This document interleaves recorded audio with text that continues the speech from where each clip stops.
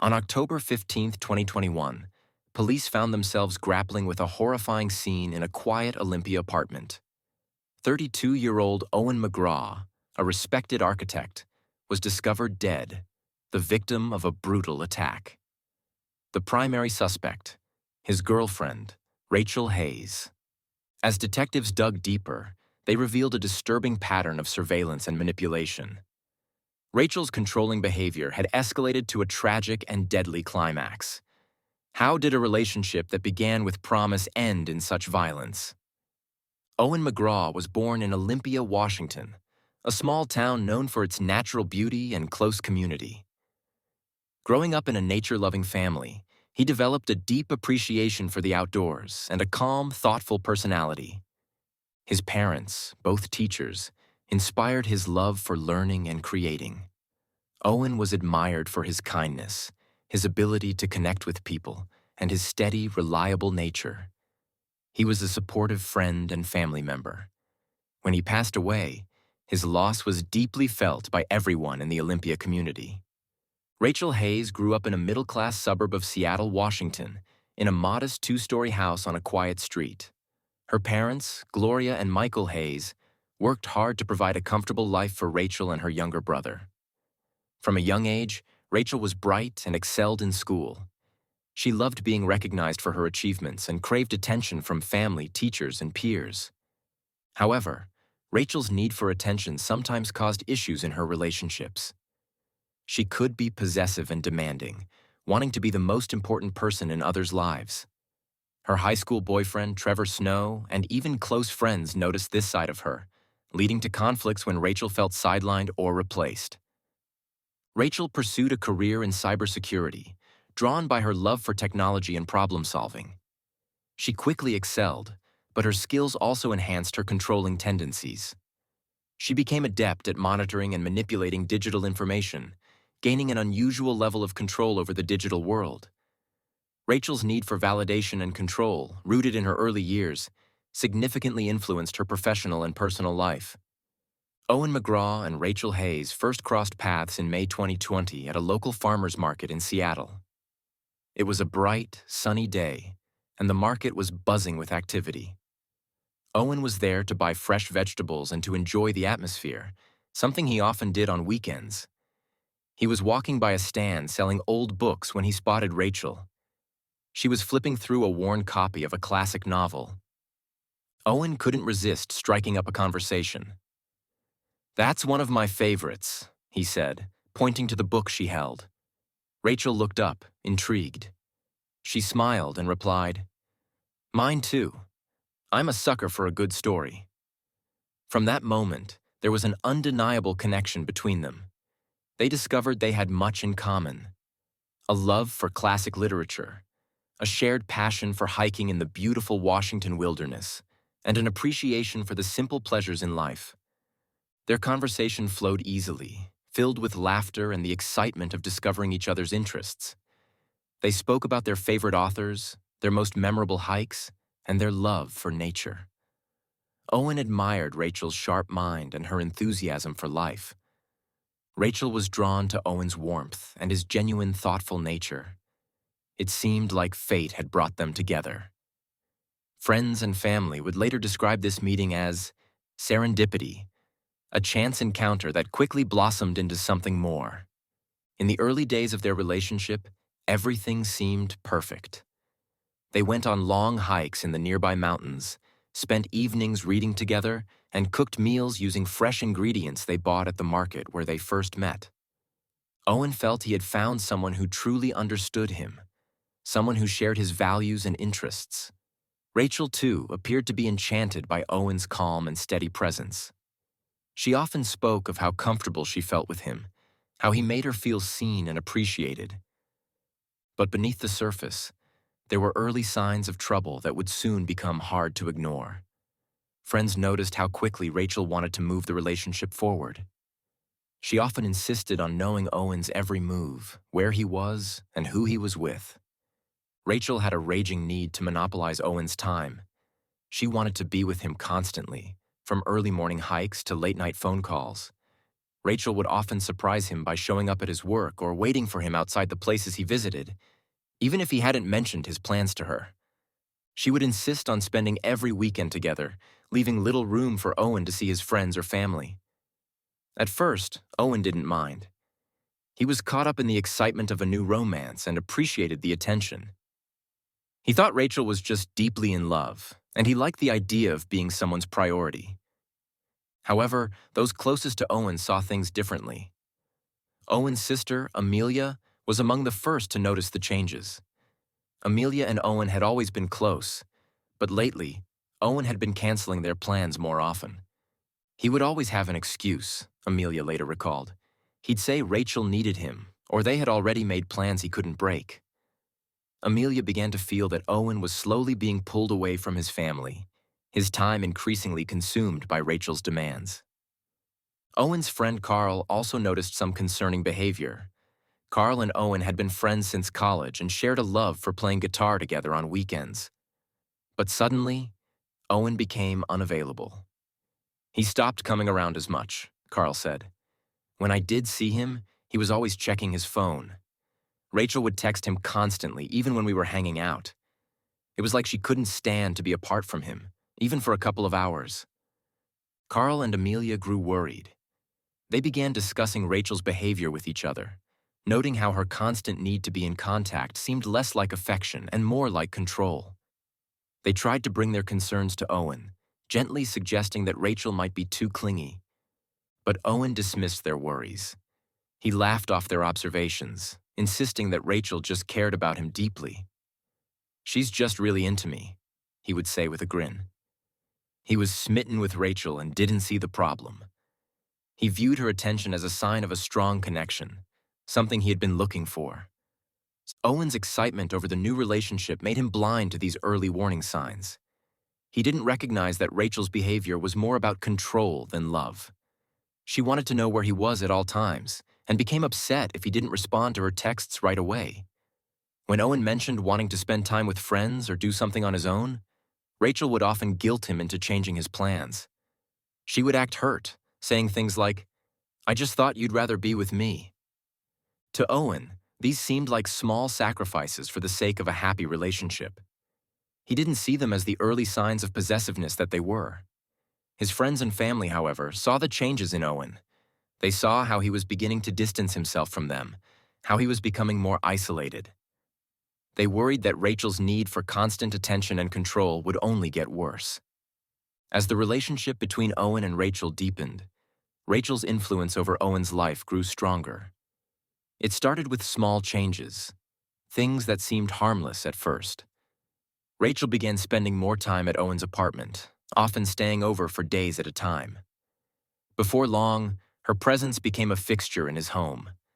She brought over her belongings, a few clothes, then more personal items, until she practically moved in without a formal discussion. To Owen, this felt like a natural progression in their relationship, a sign that they were getting serious. He welcomed Rachel into his space, not realizing how much control she was beginning to take over his daily life. Rachel's control was subtle at first. She started by suggesting changes to Owen's routine, like what he should eat or when he should go to bed. She would insist on cooking all their meals, claiming it was her way of showing love, but it also meant she decided what and when they ate. She began reorganizing his apartment, putting her things where she wanted them, and gradually making the space feel more like hers than his.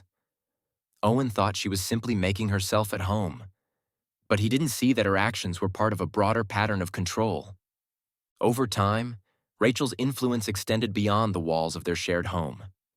She started to isolate Owen from his friends and family, using subtle emotional manipulation to do so. Whenever Owen wanted to meet up with friends or spend time with his family, Rachel would find ways to make him feel guilty about leaving her behind. "Why do you want to go out with them when we could have a nice evening together?" she would ask, her tone soft but her message clear. If Owen insisted on going, Rachel would become withdrawn and moody, making him feel bad for choosing others over her. Amelia, Owen's sister, noticed this growing distance. She tried to arrange family dinners or outings, but Owen would often decline, saying Rachel wasn't feeling well or that she wanted to spend time alone with him. Amelia sensed that Owen was slowly being cut off from those who cared about him. Rachel also took steps to control Owen's online presence. She persuaded him to cut back on his social media activity, claiming it was for their privacy and to keep their relationship special. At first, it sounded reasonable to Owen, but then Rachel's requests became more demanding. She would ask to see his messages and question him about any female friends who liked or commented on his posts. If Owen posted a photo that didn't include her, Rachel would get upset, accusing him of trying to hide their relationship. She even went so far as to ask for his passwords, saying it would help build trust between them. Owen's friends noticed Rachel's overbearing presence in his social life. Carl observed how Rachel would insist on accompanying Owen everywhere, even to casual hangouts. It wasn't just that she was always around, Carl said. It was the way she was always watching, always listening, like she was making sure Owen wasn't saying or doing anything she didn't approve of. On the rare occasions when Owen went out without her, Rachel would call or text him constantly, wanting to know what he was doing and who he was with. Rachel's controlling behavior continued to escalate. She began checking Owen's phone, reading his emails, and even monitoring his location using a tracking app she installed under the guise of safety. When Owen questioned her about these intrusions, Rachel would turn the tables, accusing him of not being committed to their relationship. "If you have nothing to hide, why does it bother you?" she would say, making Owen feel like he was the one in the wrong. Owen, caught in the web of Rachel's manipulation, began to lose sight of what was normal in a relationship. He started to doubt himself, wondering if maybe Rachel was right, and he was the one who needed to change. The excitement he once felt about their relationship had turned into a sense of obligation and confusion. He still loved Rachel and wanted to believe that her actions came from a place of love. But he couldn't shake the feeling that he was losing a part of himself. As the months went by, Rachel's need for control over Owen grew more intense, turning into a deep paranoia. She would interrogate Owen about his daily activities, questioning every minute he spent away from her. Her once soft and caring voice became sharp, filled with suspicion. If his answer didn't satisfy her, Rachel would accuse him of lying or hiding something from her. She began making invasive inquiries, asking Owen's colleagues about his whereabouts and who he was spending time with. She would approach his coworkers with seemingly innocent questions that quickly turned personal. "Does Owen ever talk about me?" she would ask. Or, "Have you noticed him being close with anyone here?" Her questions were loaded, and it was clear she was fishing for something to confirm her suspicions. The more she asked, the more uneasy Owen's colleagues became. Some tried to avoid her, sensing that her presence was becoming a problem. Owen's colleagues, too, began to notice Rachel's intrusiveness. She would show up during his office hours, sitting quietly in the corner as he met with clients. Her presence was unsettling, and they found it difficult to focus with her in the room. In late August 2021, Rachel's need to control Owen took a darker turn. Owen was away at a conference for a few days, and Rachel saw this as her opportunity to take her surveillance of him to the next level. By this point, her paranoia had reached a fever pitch. While Owen was away, Rachel decided to install hidden cameras throughout his apartment.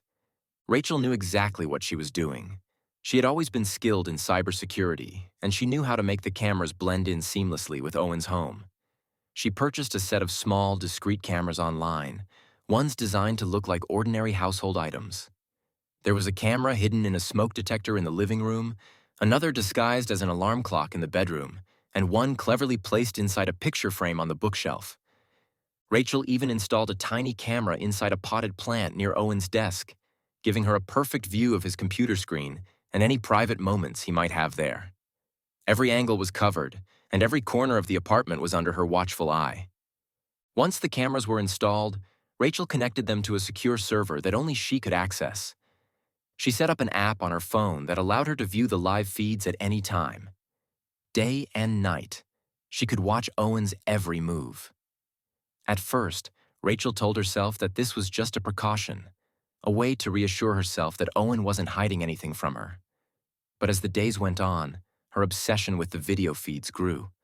She found herself constantly checking her phone, watching Owen's movements in real time. The more Rachel watched, the more her paranoia grew. Every innocent action seemed suspicious to her. If Owen received a call, she would watch closely, trying to read his lips to see who he was talking to. If he left the room for a few minutes, she would switch to the next camera, her eyes glued to the screen, waiting for him to return. One night, Owen noticed that some of his things had been moved around. At first, he brushed it off as nothing. Maybe he had misplaced them before he left for the conference. But as the days passed, he couldn't shake the feeling that he was being watched. He noticed that Rachel seemed to know things she shouldn't have, like what he was doing at specific times or details about his day that he hadn't shared with her. He started to feel uneasy in his own home, sensing that he was never truly alone. Owen's discomfort grew into suspicion. One evening, while Rachel was out, he decided to search the apartment for anything unusual. He started in the living room, checking behind books and under furniture. Then he moved to the bedroom, carefully examining every object. That's when he spotted it, the alarm clock on his nightstand. It was a new model, one he didn't remember buying. Owen picked it up and examined it closely. He noticed a tiny lens embedded in the face of the clock. His heart sank as he realized what it was, a hidden camera. Panicking, Owen continued his search. He found the camera in the smoke detector, the one in the picture frame, and the one inside the potted plant. The realization hit him hard. Rachel had been spying on him, monitoring his every move. A wave of betrayal and anger washed over him. He felt violated, his privacy shattered by someone he had trusted. As Owen stood in his apartment, surrounded by these devices meant to invade his life, he knew that things could not go on like this. Owen realized he had to make a decision. He could no longer ignore the signs, no longer pretend that everything was okay. It was time to confront Rachel and face the truth. The confrontation that followed was charged with raw emotion. When Rachel returned home, Owen was waiting for her, holding the hidden cameras in his hands. He confronted her with the evidence, his voice trembling with a mix of anger and sadness. Rachel's initial reaction was one of shock and denial. She looked at Owen with wide, pleading eyes, as if trying to grasp the full impact of what he had uncovered. Her demeanor shifted rapidly from one of innocent confusion to defensive and then to desperate justification. She attempted to explain away her actions. She argued that her intentions were not malicious but rooted in her fear of losing him. Rachel's explanations were a jumble of excuses, each more convoluted than the last. She tried to downplay the severity of her actions, insisting that she had only wanted to protect their relationship. Owen, however, was not swayed by her attempts to justify her behavior. The gravity of the situation was clear to him. He saw through her lies and recognized the controlling obsession that had taken over her. The love and trust that once characterized their relationship had been replaced by paranoia and deceit. With a heavy heart, Owen made the difficult decision to end the relationship. He knew that continuing to be with Rachel would only perpetuate the cycle of control and distrust. As he told Rachel that their relationship was over, it was clear that this was a moment of profound sadness for both of them.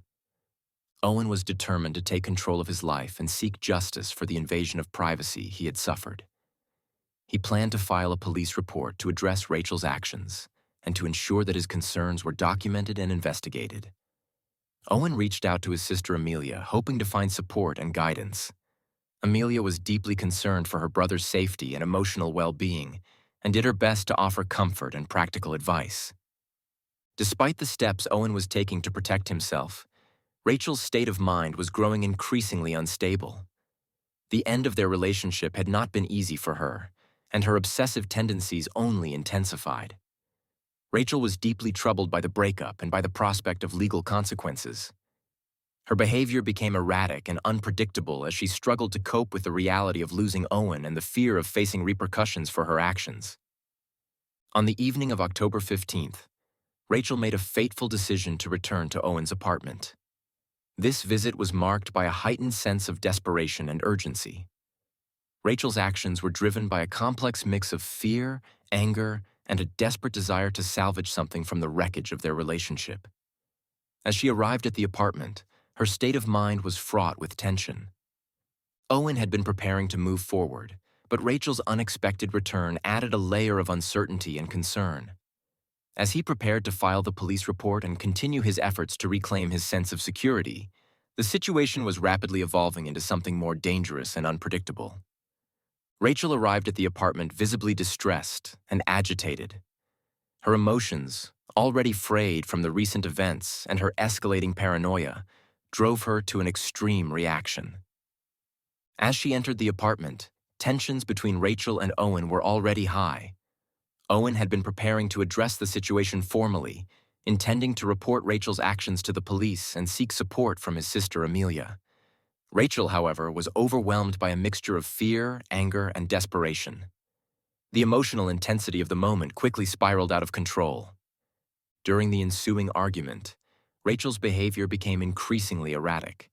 Her previously controlling and possessive nature was now manifested in a violent outburst.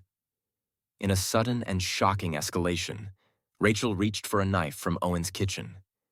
In the heat of the confrontation, Rachel fatally stabbed Owen. The attack was swift and unanticipated, leaving Owen unable to react or defend himself. The violence was both sudden and severe, marking the end of a relationship that had once seemed promising but had deteriorated into a destructive and tragic situation. The police response was swift. Neighbors who heard the commotion alerted authorities, and when officers arrived, they discovered Owen's lifeless body in the apartment. Rachel was found at the scene and was immediately arrested. Detective Rosario Downey led the investigation into the tragic incident. As part of the investigation, Detective Downey uncovered the extent of Rachel's surveillance operation, which had been hidden throughout Owen's apartment. The discovery of these hidden cameras and other invasive tools provided crucial evidence of Rachel's controlling and obsessive behavior. The trial that followed brought the case into the public eye. The prosecution presented a compelling case against Rachel, highlighting the premeditated nature of the crime and the severe impact it had on Owen's life. They detailed Rachel's extensive surveillance and her violent actions on the night of the stabbing. The defense focused on Rachel's mental state, arguing that her behavior was influenced by psychological issues that impaired her judgment. They attempted to present her actions as a result of severe emotional disturbance rather than premeditated intent. Rachel was found guilty of the charges. The verdict was a sobering conclusion to a case that had shocked the community. The trial's outcome reflected the gravity of the crime and the impact it had on those involved. The community of Olympia, Washington, was deeply affected by the case. The tragedy highlighted the dangers of unchecked emotional instability and the devastating consequences that can arise from possessive and controlling behavior. Owen's death and Rachel's subsequent trial left a lasting impression on the town, serving as a stark reminder of the need for awareness and intervention in cases of domestic violence and psychological abuse. The story of Owen McGraw and Rachel Hayes serves as a chilling reminder of how a seemingly perfect relationship can spiral into a nightmare when control and obsession take hold.